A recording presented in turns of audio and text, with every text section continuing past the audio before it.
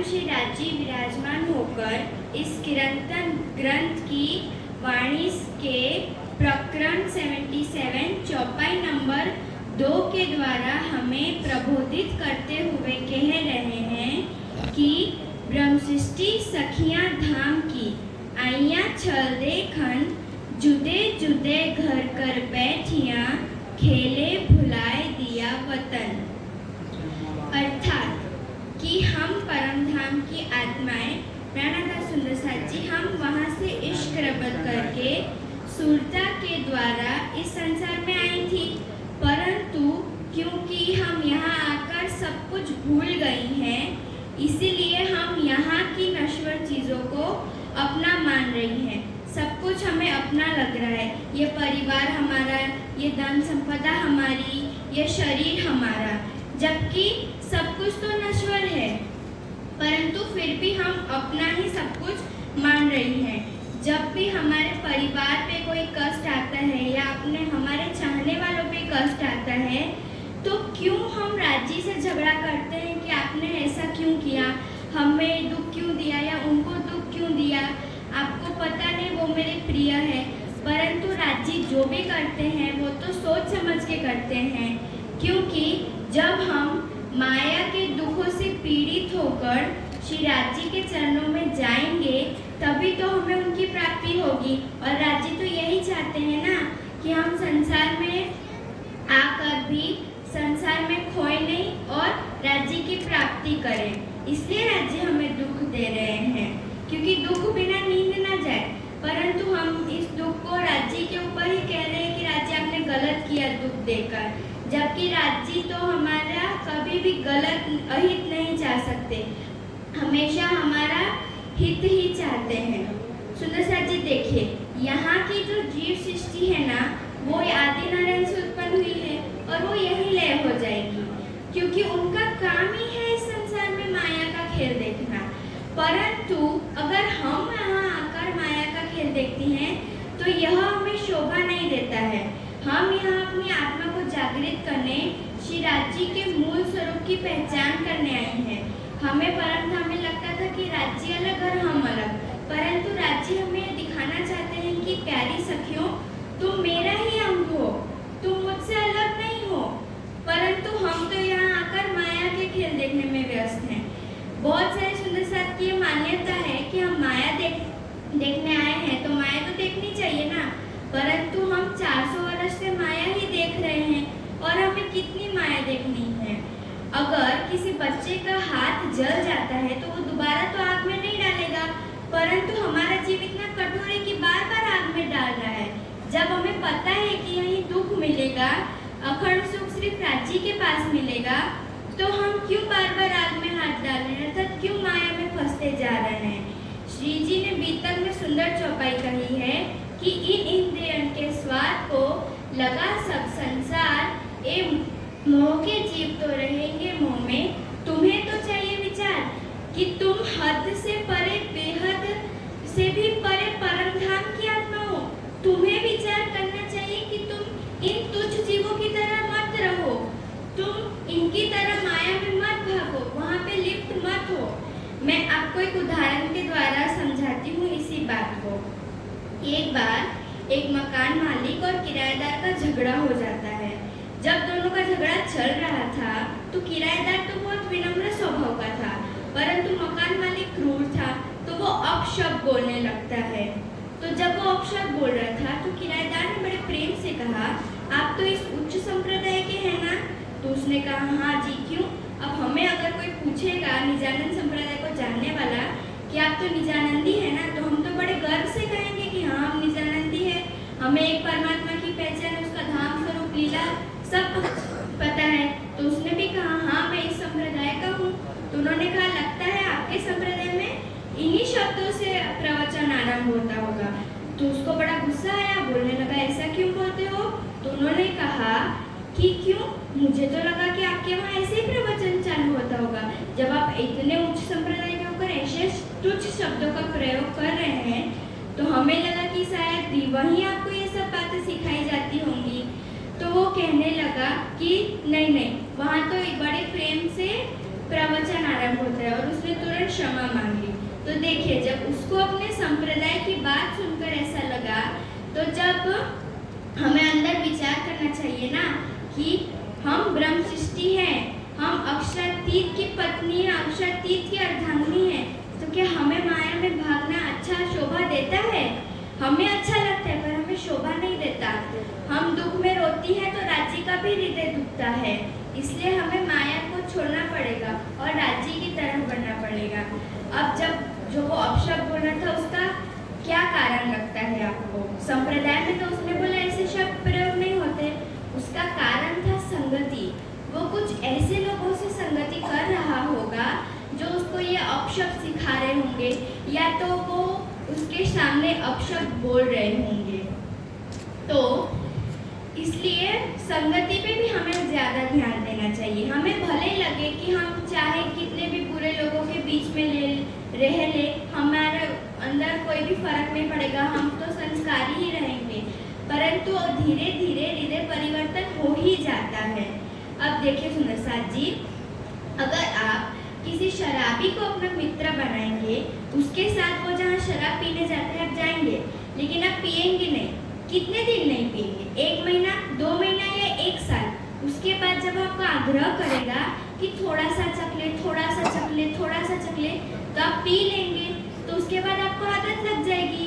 इसीलिए उसकी संगति का असर आप पे भी हो गया। भले आपने अपने मन को 1 साल कंट्रोल करके रखा, पर उसके बाद तो आप शराबी बन गए ना। इसी तरह बुरे व्यक्तियों की संगति करने से परिणाम बुरा ही होता है। अगर हमें अच्छा व्यक्ति बनना है तो अच्छे व्यक्ति की संगति करनी पड़ेगी, और यदि बुरा बनना है तो बुरे की करनी पड़ेगी। आज हम इतने सौभाग्यशाली हैं कि हमें पूज्य स्वामी जी का मार्गदर्शन मिला है, जो हमें इतने अच्छे से वाणी समझाते हैं, उनकी टीका भावार्थ सब कुछ देते हैं। इतने अच्छे हमें सद्गुरु मिले हैं, और सद्गुरु की तो यही पहचान होती है कि जो आत्मा को परमात्मा से मिलाए। तो हमें उनके मार्गदर्शन में रहकर, उनकी छत्र छाया में रह के हमें मेहनत करनी है और श्री राज्य को प्राप्त करना है, ताकि परम धाम में हमारा मुख उन लोगों में से हो जिनका मुख ऊंचा हो, जो राज्य से आँख मिला के बात करे, ना कि जो नीचे शर्म के मारे मुंह करके बैठे हों। इसलिए संगति पर भी ध्यान देना चाहिए। संगति पर कबीर जी ने कहा है कि आंखों देखा घी भला, ना मुख मेला तेल, साधु सो झगड़ा भला, ना साकट सो मेल। अर्थात एक साधु से आप झगड़ा कर लीजिए, वो चलेगा, परंतु एक बुरे व्यक्ति से संगति कभी मत कीजिएगा। और एक दोहा है कि कबीर मन पंछी भया, घर से बाहर जाए, जो जैसी संगत करे सो तैसा फल पाए। जैसी आपकी संगति होगी वैसा आपको फल मिलेगा। यदि नीम बोएंगे तो नीम ही मिलेगा, आम तो मिलेगा नहीं। इसलिए संगति पे भी बहुत ज़्यादा ध्यान देना चाहिए।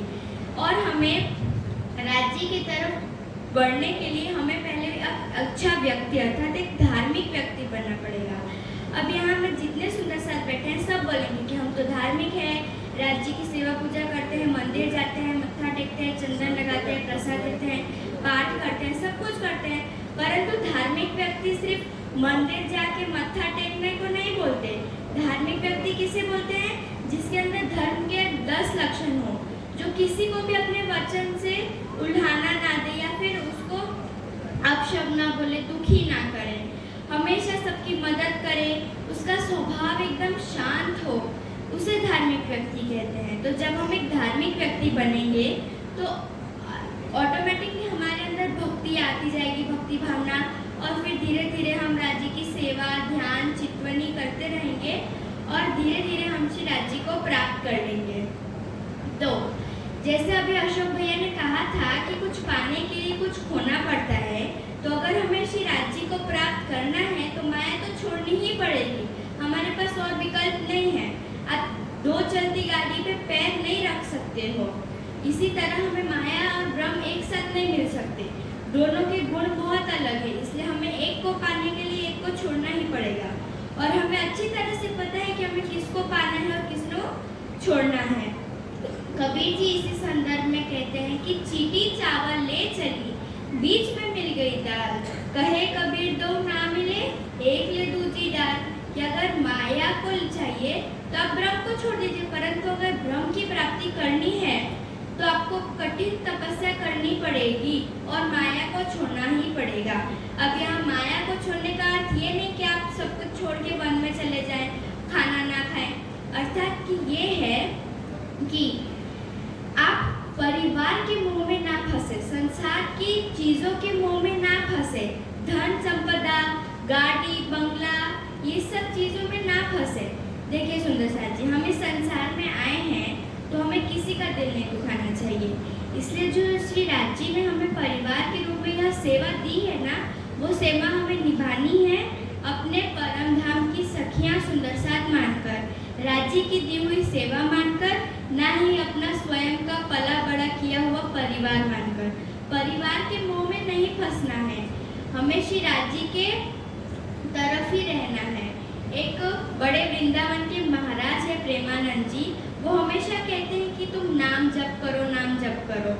अब हम ज्यादा शरीर की तरफ नहीं बढ़ते, परंतु हम जो भी कार्य करें ना, उसके जब कर रहे हो तो मन में अगर हम श्री राज श्यामा जी, श्री राज श्यामा जी ऐसा बोलेंगे ना, तो हमारी रहनी में बहुत ही ज्यादा फर्क पड़ेगा। जब हम खाना बना रहे हो तो श्री राज श्यामा जी बोलेंगे ना, तो खाना बहुत स्वादिष्ट बनेगा।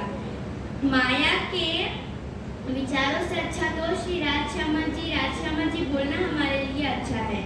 और एक सरल उपाय है कि जब भी आपको किसी व्यक्ति के लिए बुरा करने का प्रेरणा मिले, मतलब आप सोचे कि आपको इसका बुरा करना है, इसने मेरे साथ ऐसा किया, मैं बदला लूंगी, या किसी की चुगली करे या निंदा करने के लिए चाहे, तो आप क्या कीजिए, मन में यह विचार कीजिए कि मैं तो परम धाम की आत्मा हूँ, अक्षरातीत की पत्नी हूँ। पीएम मोदी, नरेंद्र मोदी की जो पत्नी होगी उसको कितना गर्व होगा कि मैं पीएम मोदी की पत्नी हूँ। तो वैसे हमें भी तो गर्व होना चाहिए ना कि मैं अक्षरातीत की पत्नी हूँ, मिसेस अक्षरातीत हूँ मैं, इतना हमें गर्व होना चाहिए। और यह मन में हमें विचार करना चाहिए कि हम अक्षरातीत की अर्धांग है, तो हमें उनकी तरह रहनी रखनी चाहिए। इसलिए सुंदर साथ जी, जब आपके मन में कोई बुरा विचार आए तो इसको मन में सोचिए कि नहीं, मेरे को ये कार्य शोभा नहीं देता, मैं एक परम धाम की ब्रह्म सृष्टि हूँ। तो यह जो माया का समय है, ये हमारे लिए एक परीक्षा है जिसमें हमें उत्तीर्ण होना है। क्या करके? 24 घंटों में से ज्यादातर समय धनी को देके, हर श्वास, हर आने जाने वाला श्वास धनी को समर्पित करना है। तन मन धन जीव सब कुछ धनी को समर्पित करना है। वैसे तो ये सब धनी का है, परंतु क्योंकि हम अपना मान रहे हैं इसलिए हमें सब कुछ धनी को दे रहे हैं। कहना है कि राज जी आप जो करोगे ना अच्छा ही करोगे। हम सिर्फ कहने के लिए नहीं कहते हैं कि जो जानो त्यो रखो धनी तुम्हारी में, हमें आचरण में भी तो लाना पड़ेगा ना कि जो हो रहा है वो आपकी मर्जी से हो रहा है, मुझे मंजूर है, जो होगा वो आपकी मर्जी से ही होगा। इतना विश्वास अगर हम धनी पे रखेंगे तो देखिए धनी भी हमें कितना लाड लड़ाते हैं। अब इस चौपाई को सेवा पूजा की कि अष्टपहर 64 घड़ियां निश्चित ने पीयू पीयू पीयू कहिए हमें सार्थक करके दिखाना है और परम धाम में हमारा सिर ऊंचा करना है। बस इन्हीं शब्दों के साथ मैं अपनी वाणी को विश्राम देती हूँ कि रात गवाई सोए के दिवस गवाया खाए, हीरा जन्म अनमोल था कौड़ी बदली जाए। बोलिए श्री प्राण